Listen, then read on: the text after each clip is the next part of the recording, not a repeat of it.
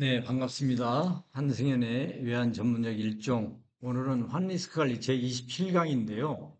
금융 선물에 관련해서 다양한 용어들이 나와요. 재고 유지 비용, 베이시스, 마진, 클리어링 하우스, 오픈 인트레스트, 그다음에 익스체인지, 틱 사이즈, 틱 밸류라고 그러죠. 틱 밸류, 그다음에 오픈 아웃크라이, 피트 뭐 이런 용어들이 나오는데 우리 역시 이런 용어에 대해서 좀 이해를 하고 있어야 됩니다. 결국은 이 얘기하다 보면 용어를 모르면 대화가 안 되죠. 자, 살펴보겠습니다. 재고 유지 비용이 이게 뭐냐면 이제 프라이싱과 관련해 가지고 굉장히 중요한 그 개념이에요. 근데 이런 겁니다. 오늘 현재 어떤 그 업자가 연탄이 필요해요. 근데 현재 오늘 시세는 1,000원이에요, 1,000원.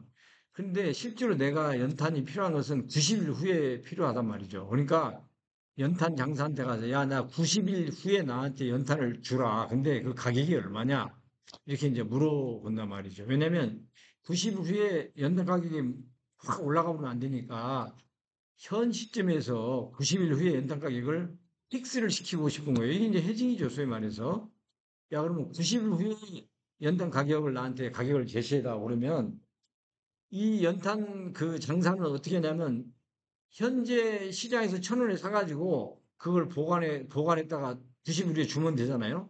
그러면 이 연탄을 사는데 필요한 돈의 금융 비용이 들 것이고 보관 비용이 들 것이고 또 혹시 잘못될 수도 있으니까 보험을 들면 보험료 이런 게 드는 거죠. 그러면 이게 예를 들어서 50원이다 그러면 야 그러면 1,050원 이게 원가가 되는 거죠. 1,050원. 이 1,000원에 파는 가격에는 여기에 이제 자기 이익금이 마진이 들어가 있을 것이니까 여기도 당연히 요 보관 비용만큼 불러도 마진이 들어가 있겠죠. 1,050원 이렇게 나오는데 이 50원이 소위 말해서 재고 유지 비용이에요. 그거를 코스트 오브 캐리라고 그러는 겁니다.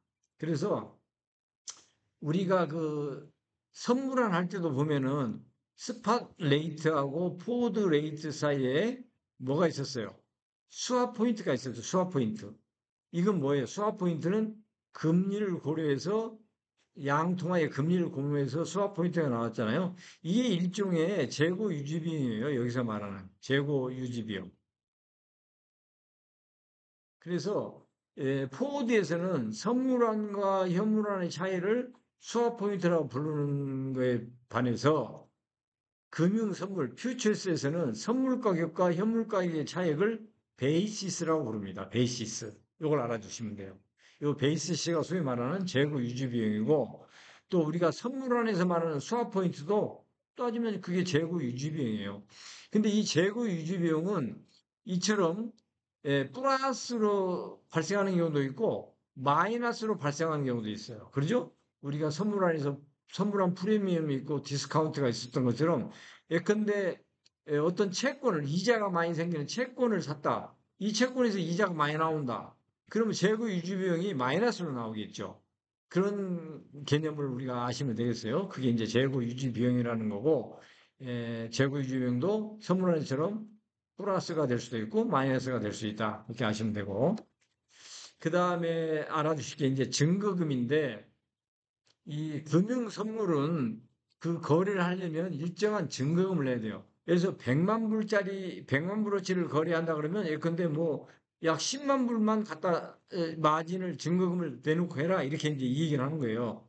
이 10만 불이 소위 말하는 거래 증거금인데 영어로 마진이라고 그러는 겁니다. 이 마진의 기본적인 개념은 이 100만 불 달러를 샀다 하더라도 환율이 변한다 하더라도 하루에 10만 불 이상은 안 변한다. 뭐 그런 어떤 통계 자료를 바탕으로 해서 야, 우선은 10만 불을 정해놓고 거래를 해라 이렇게 하는 거예요. 그러니까 결국은 10만 불만 있으면 100만 불짜리 달러를 100만 불씩 살 수 있는 거예요.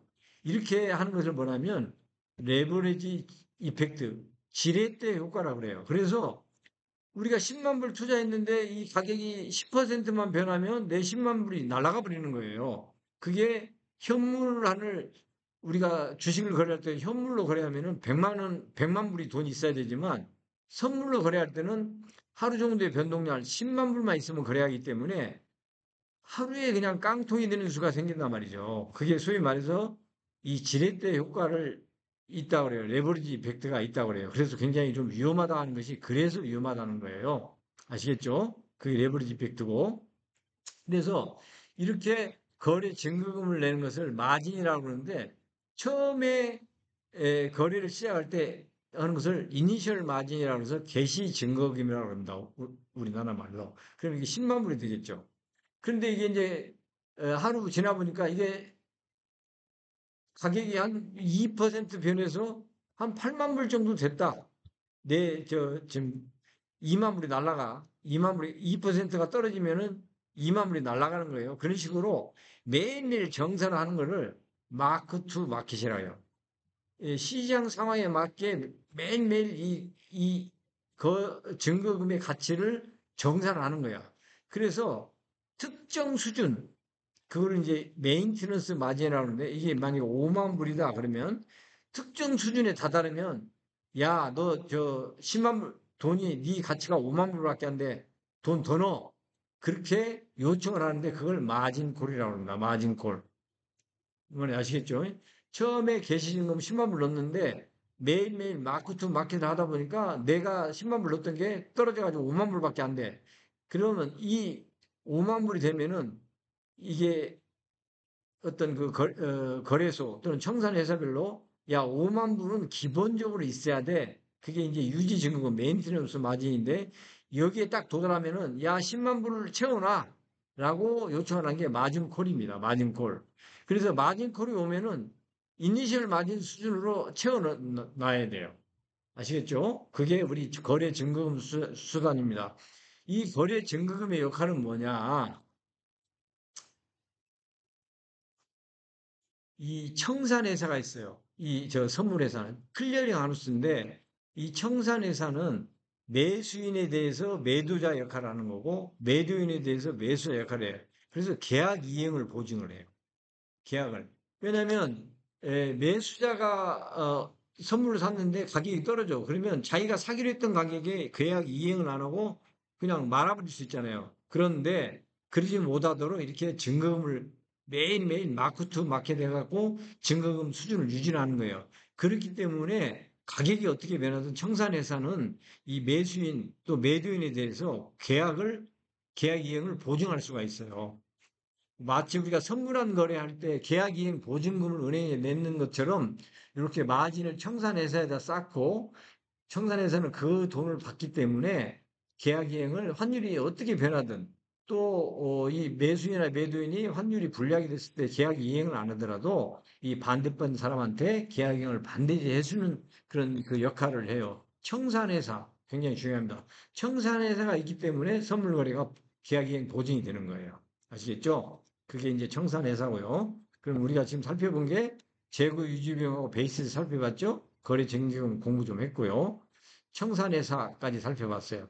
근데 여기서 만약에 마진콜이 갔는데 마진을 채워놓지 않잖아요? 그럼 바로 반대 거래해버립니다. 그러니까 손해는 안 보겠다는 거죠. 청산회사는. 그렇게 해서 계약 이행을 보증하는 거고. 그 다음에 저희가 살펴볼 게 미청산 계약이라는 거예요. 미청산 계약인데 이 미청산 계약은 영어로 오픈 인터레스트라고 합니다. 오픈돼 있다. 이게 이제 우리가 가격이 변할 때 볼륨이 받쳐주면 그 가격 변화가 굉장히 의미가 더 크다 이렇게 생각하잖아요. 근데 오픈 인터레스트 미청산 계약의 규모도 또한 그런 그 가격의 역동성을 보여주는 지표로서 굉장히 중요한 역할을 해요. 그걸 오픈 인터레스트라고 그러는데 우리가 이제 가끔 이해가 됩니다. 예컨대 A, B, C, D 이 네 명이 이제 거래를 했어요. 첫날에 A가 100 컨트랙을 사고 B가 100을 팔았어요. 그러면 거래량은 100이지만은 A는 100개를 아직 사갖고 있고 B는 100개를 팔았기 때문에 청산되지 않은 규모는 컨트랙트는 200 컨트랙이다. 이게 오픈 인터레스트가 되는 거예요. 그다음에 그 다음 날 B가 50개를 더 팔았어. 그 C가 50개를 샀어. 그러면은 그날의 볼륨은 50개지만은 그날 현재 오픈 인터넷은 300개가 돼요. 뭐냐면 50개. 이 사람 150개, 이 100개. 그럼 300개가 되는 거죠. 그 다음 세 번째 내려가서 A가 50개를 팔고 D가 50개를 샀어.